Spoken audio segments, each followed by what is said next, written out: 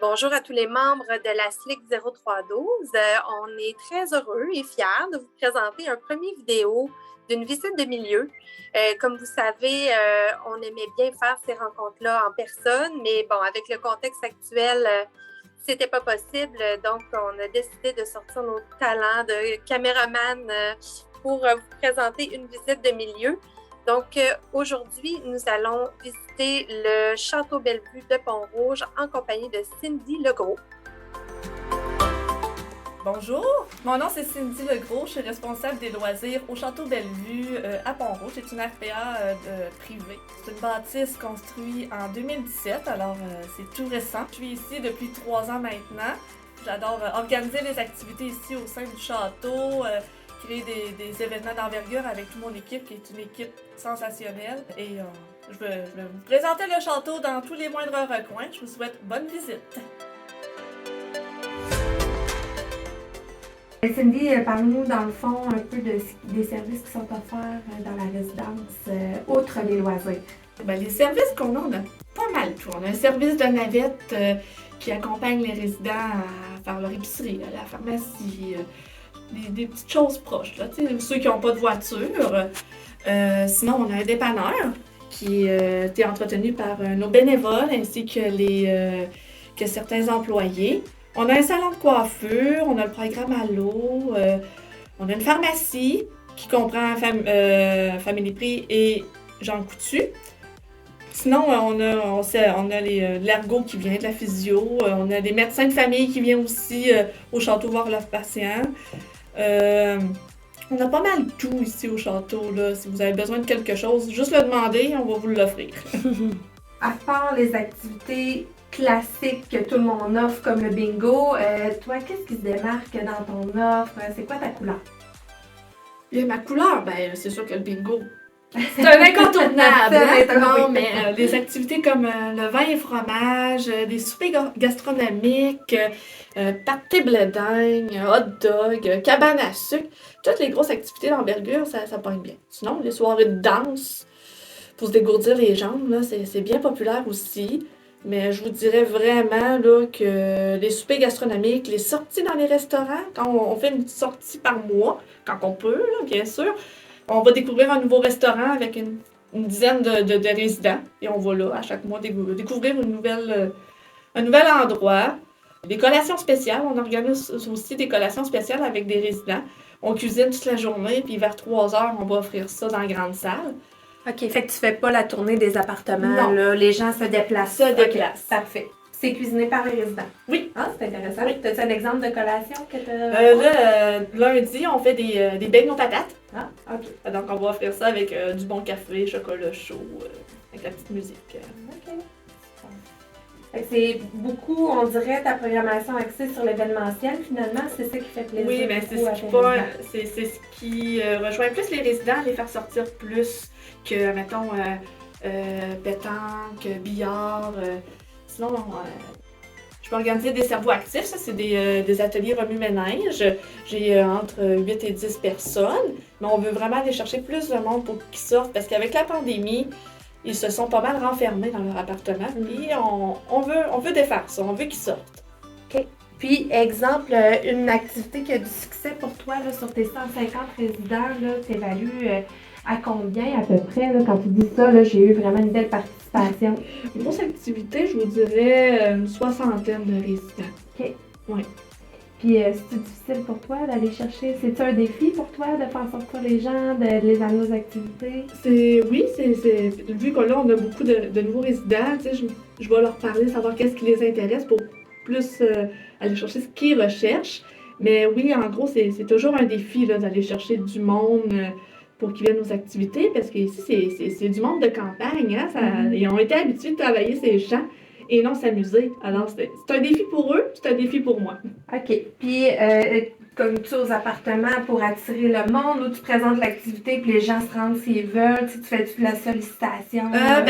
On affiche beaucoup nos calendriers dans les ascenseurs, devant la salle à manger. Maintenant, on est rendu avec un nouveau logiciel qui passe à la TV, ça s'appelle Advisia. Je peux faire passer des messages comme une bandelette qui se promène qui dit « N'oubliez pas bingo aujourd'hui à 2h ». Sinon, dans notre journal, Le Petit Bonheur, je passe aussi des annonces comme telle date, cabane à sucre, les en carreau. Donc, on essaie. Sinon, c'est vraiment le bouche à bouche ou en salle à manger. On passe au tables. Hey, oubliez pas, aujourd'hui, il y a ça. Là. Donc, c'est nos moyens de sollicitation pour l'instant. OK, parfait.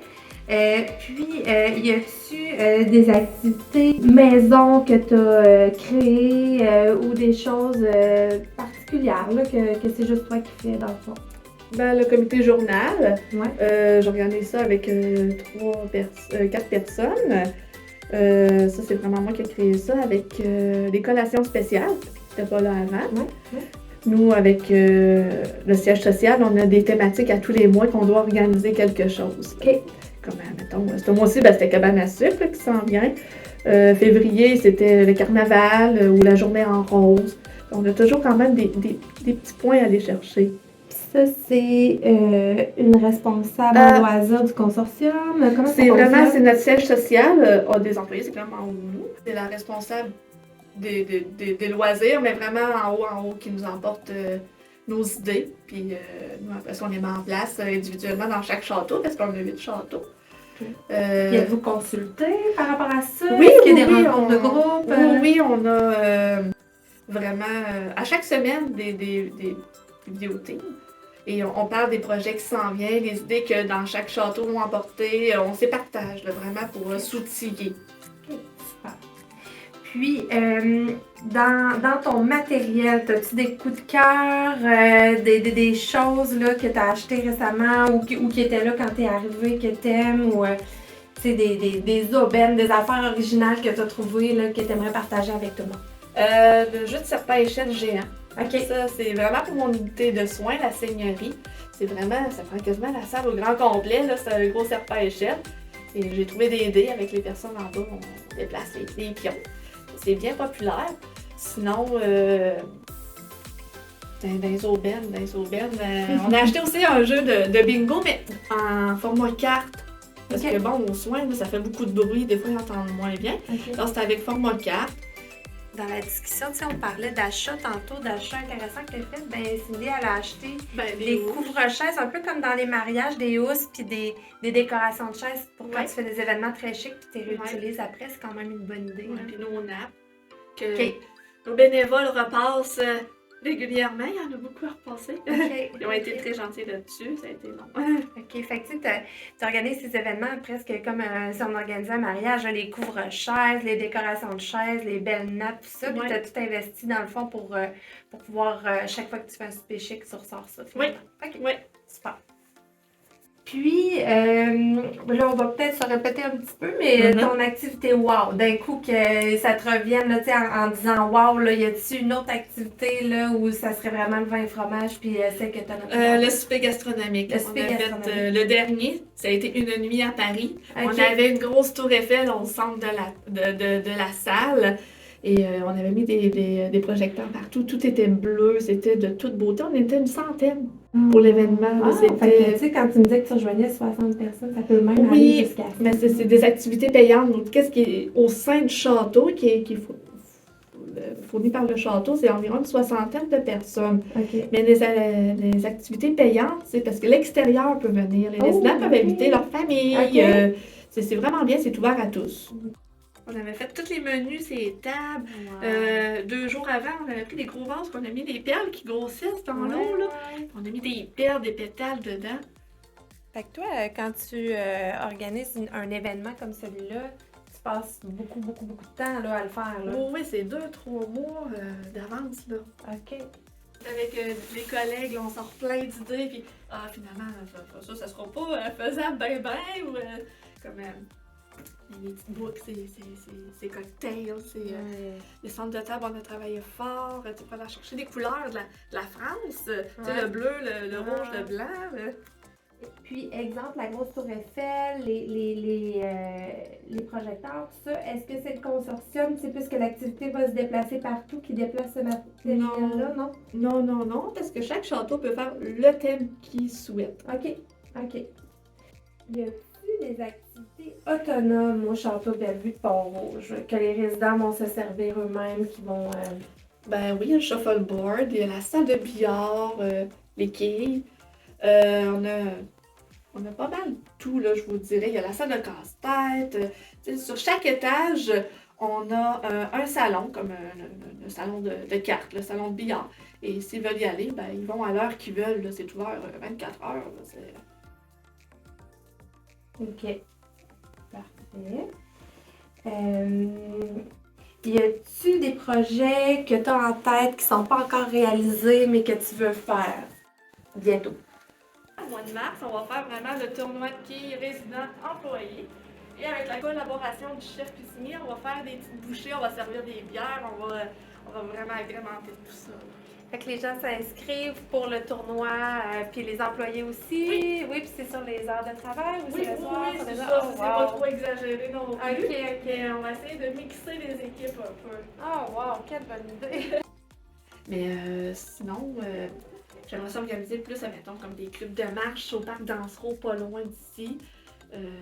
C'est vraiment des choses qui ont rejoint plus les résidents qui m'ont parlé. OK. Alors, je travaille fort là-dessus.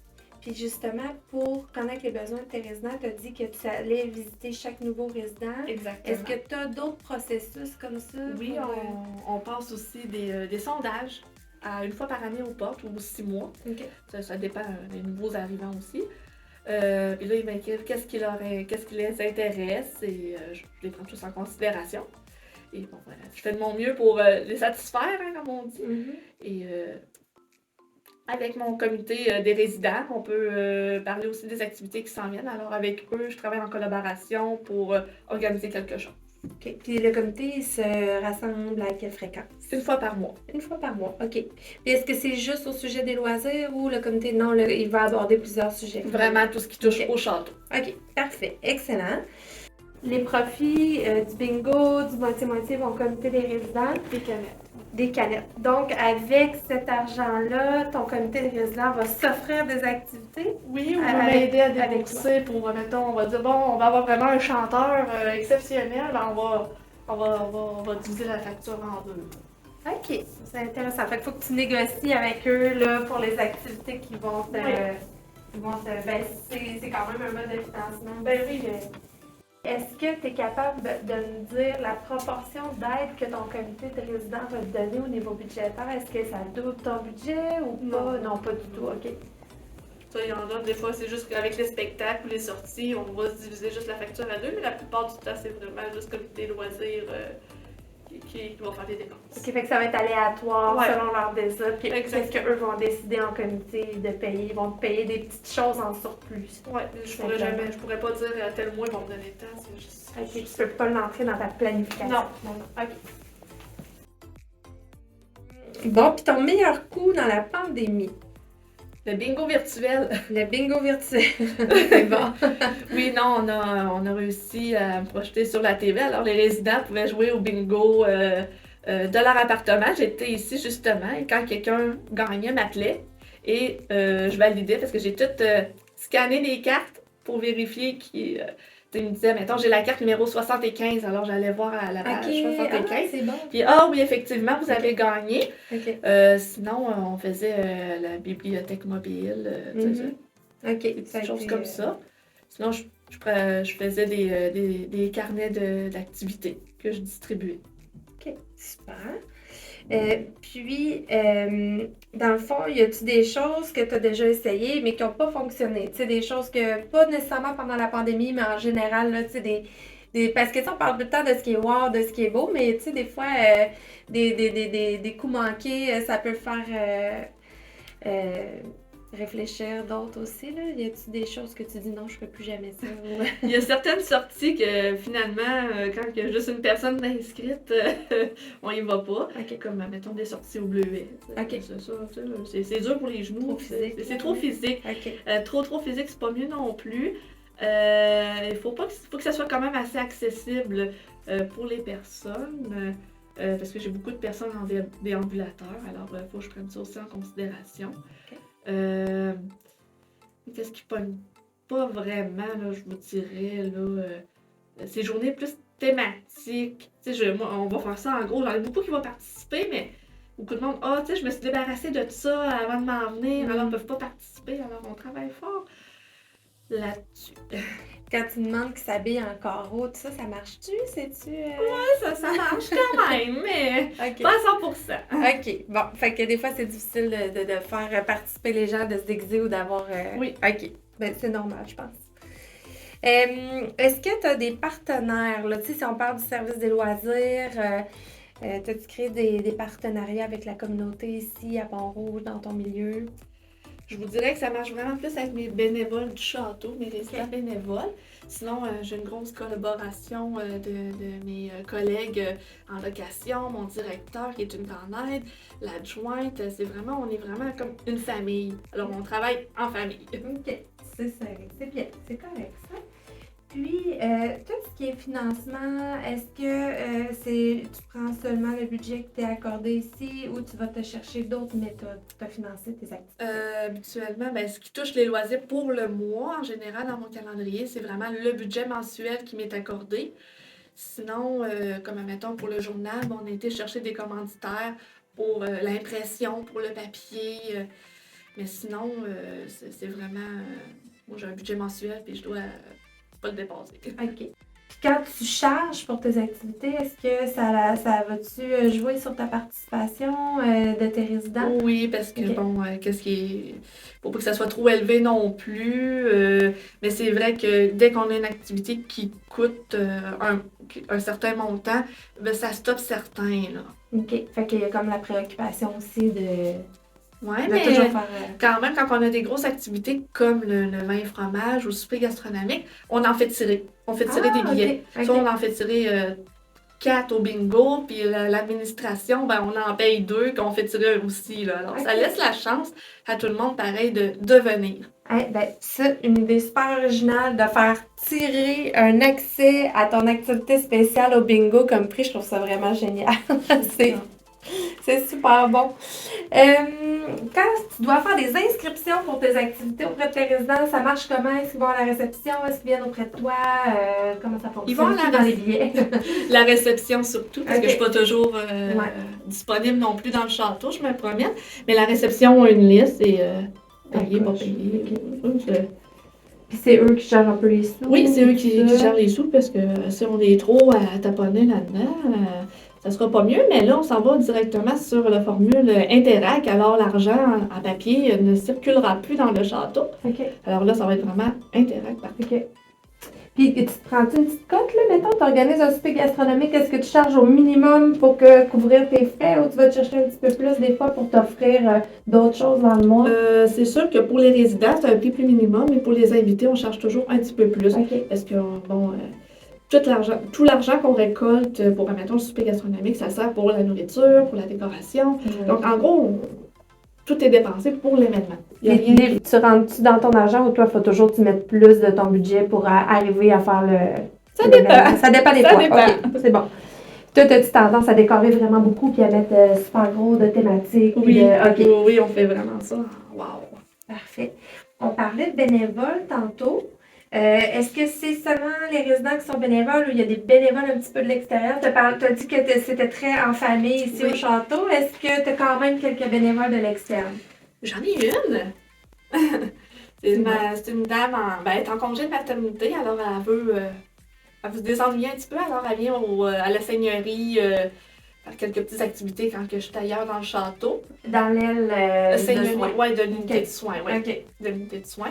Sinon, c'est vraiment mes bénévoles dans le château qui m'aident sur tout.